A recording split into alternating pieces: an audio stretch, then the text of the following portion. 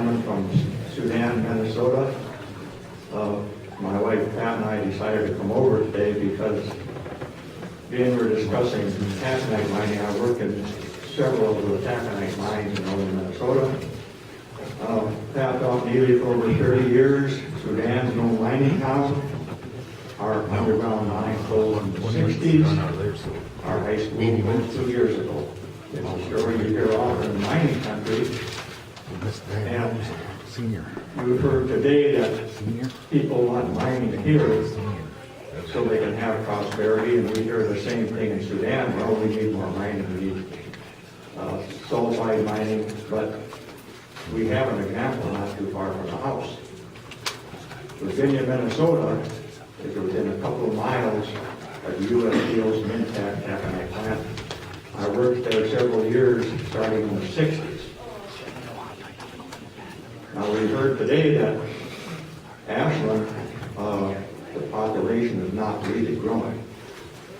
The city of Virginia is within a couple of miles of U.S. Steel's Mintac plant, the largest taconite plant in North America. In the last census, Virginia lost population. We heard from somebody from the early school boards, you need taconite mining because the schools could use that prosperity.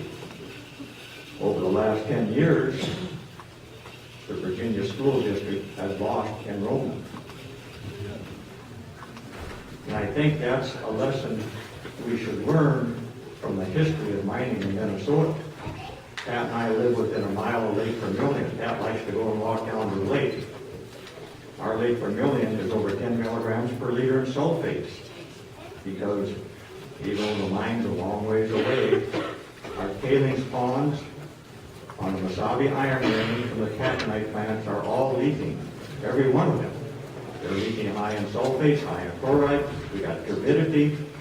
So we have problems with a taconite operation in an ore body quite similar to what you have right here. I think the main difference is, as a former geologist speaker said, your ore body is very steep. You're going to have more overburden problems as the years go by. Our ore body is 15 degrees. But taconite is taconite, and we have runoff problems with our taconite operation. And I would like to mention the resource curse. That's the economic theory that if you try to build your economy by selling off non-renewable resources, you usually end up with a lousy economy. Minnesota is a poster child for the resource curse.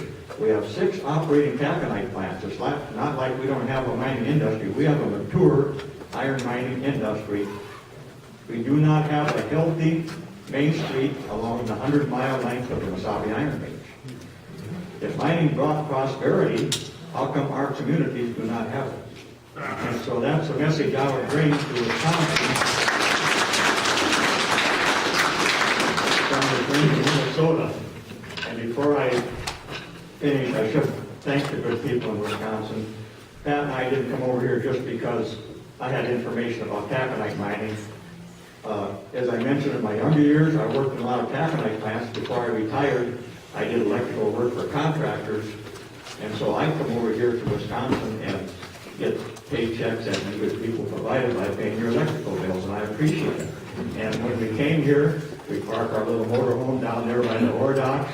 We have a lot of happy memories of Wisconsin and Ashland, and I wish you all the economic prosperity on earth. And I just want to say, remember the resource curse.